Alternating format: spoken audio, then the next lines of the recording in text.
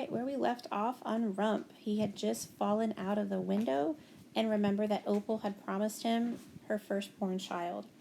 And he said something like, they said, "What's that? He just fell from that tower. Is he dead?" "He's alive, I think." Someone bent over me. "Are you alive?" "I'm alive," I said breathlessly, "and I'm going to have a baby." "What did he just say?" "Something about a baby." "A baby," I said, and then I blacked out. Chapter 17, Martha's Endless Tales. The king is going to marry tomorrow. A commoner? It's what they're saying. A very rich commoner. Supposedly she can turn straw into gold. They say she's a witch. A man and a woman were speaking in hushed but dramatic voices. I tried to open my eyes, but my lids were heavy. But the king wouldn't marry a witch. He would if she could turn straw into gold. Nothing the king loves more than gold, and I think he'd do anything to get it. I felt like I was waking from a very bad dream where I had just been promised a baby, into another bad dream where my whole body felt like I had fallen out of a tower. Then I remembered that both were true. I groaned. "Oh, he's waking! Poor thing!" I opened my eyes to see the woman leaning over me. She was very plump, and even though she seemed worried, I thought she might be a kind person. Her cheeks were round and red as apples, and all the lines in her face looked like they naturally moved upward into broad smiles and hearty laughs. "Here now, little lamb," she said. "Drink up. There's a lad." She placed a cup to my mouth, and I drank a hot broth. It helped me wake up a little, and I looked around to see where I was. The room was large and bustling. I hadn't noticed all the other noise, but servants were coming and going, bringing dishes and trays and buckets and rags. 2 large fireplaces were burning bright with large pots over flames. The walls were gray, crumbling stone. I was in the kitchens of the castle. This was not where I wanted to be. "You took quite a fall there, boy." A man came and stood beside me. He wore a red and gold uniform with a big sword at his side. I shrank back. "Don't worry," he chuckled. "I'm not going to hurt you. Though you were causing mischief now, weren't you?" The guard didn't seem accusing, rather amused. He was much younger than the kind woman, but he had the same laughing face covered with a beard. "Oh, Helmut, he's just a curious boy," said the woman, chuckling. "Remember how you were, now, always sneaking around corners, trying to get a peep-see at anything mysterious or exciting? I remember the time you pinched a swig of the king's finest wine when you were just a lad, and it all came back up on my clean kitchen floor." "Yes, you whacked me a good one for that," said the soldier, "which is why I straightened out and became a keeper from the peace of little hooligans like—" "He was only curious. No crime in that now, is there?" "Probably heard the gossip and came running to see. I'm curious too. Might have climbed the tower myself if I didn't think I'd bring down the whole castle." She chuckled, and her whole plump body laughed with her, like Oswald the miller, only I liked her and her laugh much better. It made me want to laugh too, only instead of laughing, my body seized up in pain and I coughed my lungs out. "Oh, now there, little lamb, drink some more. You've banged yourself up quite a bit. There's no padding on those scrawny bones of yours. Can be quite useful, you know." She patted her wide hips. "Now then, what's your name?" "Everyone prefers to be called by their name, don't they?" "Not everyone." "Robert," I said. The lie just slipped from my mouth, and I realized it is what Opal had called me. But I was glad I didn't tell her my real name. Everyone on the mountain already knew, so I'd never had to explain it to anyone, and I didn't want to explain it now. I didn't have the energy. "Well, Robert," said the woman, "I'm Martha, one of the king's cooks, and this is my son, Helmut. I named him so he could be a stalwart soldier, brave and fearless," "Which I am," said Helmut. "But really, he wouldn't hurt a fly. I might as well have named him Fluffy." "That's enough, you old bat," said Helmut, but he was smiling. "That's mother to you, Fluffy. Now give me those stockings." Helmut held out a pair of stockings, worn through with holes, and Martha began to darn them. It reminded me painfully of Gran. Gran used to darn my stockings.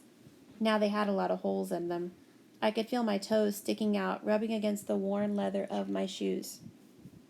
Well, said Helmut, I'd best get back to my post.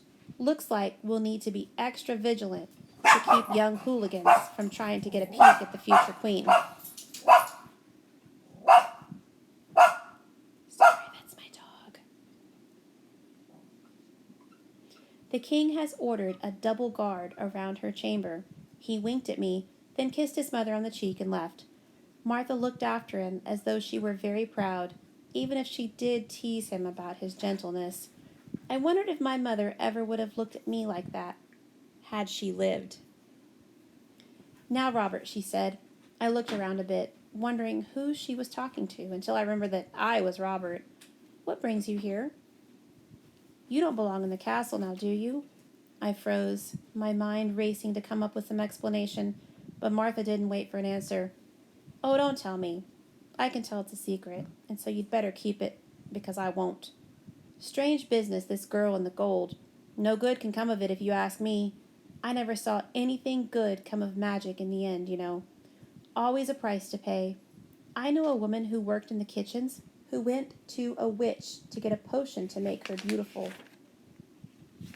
And the potion didn't make her beautiful, but it gave her horrible breath.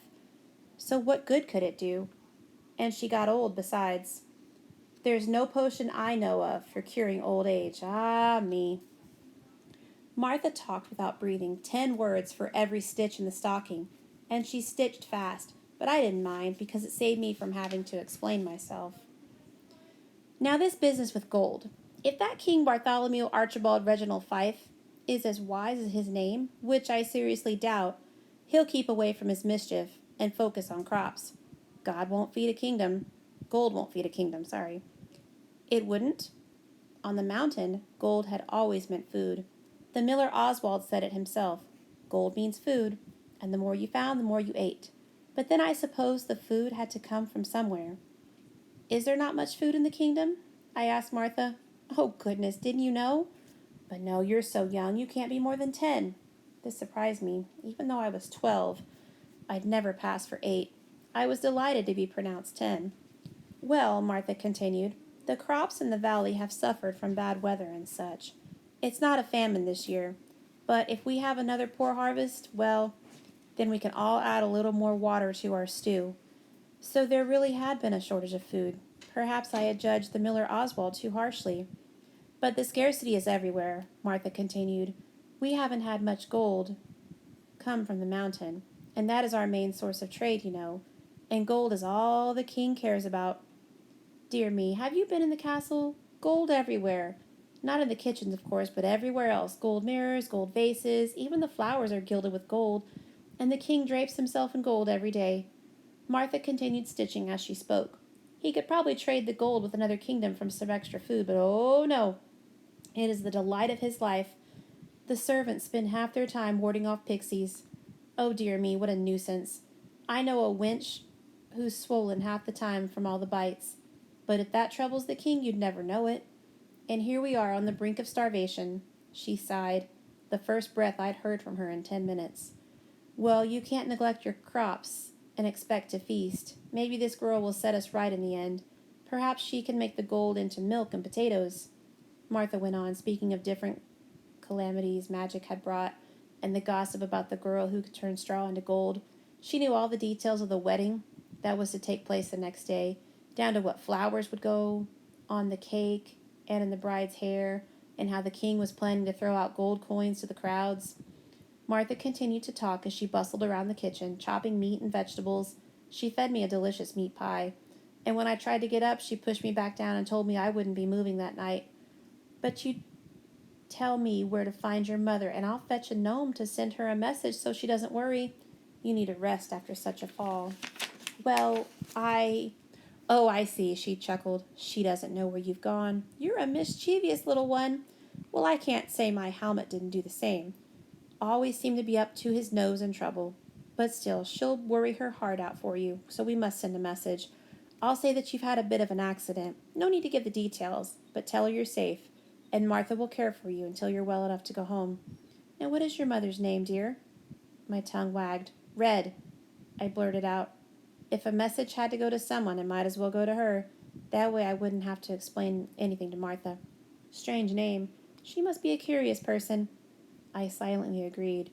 But then, I don't put much stock in names these days. I knew a girl named Gladiola who was supposed to be beautiful, but she grew crooked and cross-eyed. And then there's my helmet. Ay me, she sighed, and laughed and moved to the window. Message, she said in a high, sing-song voice, and she pulled up a fat little gnome who wriggled with excitement. Now what would you like to tell her, Robert? Tell her I'm sorry, to make her worry. I'll be home soon. Martha spouted off a long message to the gnome, including all the details of my injuries, precisely where I was, and who Martha was, and her son Helmet. When she asked the gnome to repeat the message, he got it all mixed up. And so she did it again and made it longer, but he still got it all mixed up. And so they went back and forth, and finally Martha lost patience and threw him out the window. The gnome scurried away, chanting, Red for message, red for message. I wondered how long it would take him to find Red, and if she'd make any sense of the message. She'd probably understand enough, and I knew what she'd think. She'd think that she had told me so. I had spun myself into a heap of trouble. Opal had promised me her firstborn child. My stomach was sick with the thought. Opal didn't understand the magic. She didn't think I would ever really take her baby, or perhaps she thought she could back out of her side of the bargain. But what she didn't understand was that I had to take the baby. Red had explained to me that rules are rules, and the magic binds you to those rules. Opal had promised her baby. She had taken my gold. I must take her baby if she ever had one. But that was only the beginning of my troubles. There was still the spinning and the gold. Surely the king would want Opal to spin more. Would he threaten to kill his own queen if she didn't spin more straw into gold? Would I have to stay forever, always at the queen's beck and call, when she needed straw spun to gold? No, I couldn't. I thought of all the things Opal could foolishly promise me. Her right eye, an arm and a leg, more children. I saw my destiny clearly now.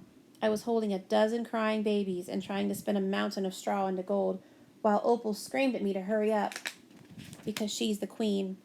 I felt dizzy. My head hurt. I couldn't go home. I had to get away, far away. I had to go someplace where I wouldn't hear about Opal or the king or a baby. But mostly I had to find a stiltskin. A stiltskin was the only way to fix all this mess. That's what my mother had been looking for. That's what the witch of the woods said I needed. But where could I find one? The witch said I must look. But where? Under rocks? Under the ground? In a tree? In the sky? In yonder or beyond? In the morning the castle rang with chimes and bells, not like the single gong of the village bell in the mountain, but dozens of them ringing in all different tones. It should have been a lovely sound, but it made my head throb and ache. Well, Robert, said Martha, I'm off to the wedding. Methinks I shall fetch a bit of gold today. Wouldn't that be something? Be good and rest, and I shall bring you back a coin made by your very own queen. Maybe some good will come of it. There's bread and more pies, dear. Tuck in and eat, eat, eat.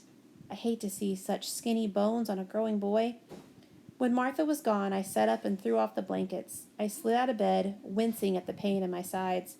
I felt dizzy on my feet and steadied myself for a moment. Martha had placed all my things neatly by the fire, my shoes and my little satchel with the bobbin and waterskin. I ate another meat pie and a slice of bread, and because Martha had told me to eat, I put the loaf of bread in my satchel and another pie. I felt guilty, but I needed some food to travel. I wished I could do something for Martha for being so kind to me, spin her a spool of gold or a pile of it, but for all her kindness she hadn't made me any bargains. Besides, she didn't have a spinning wheel. And quite frankly, I was done with spinning. It was time to leave it all behind forever. All right, let's tune in tomorrow for more Rump. Bye, guys.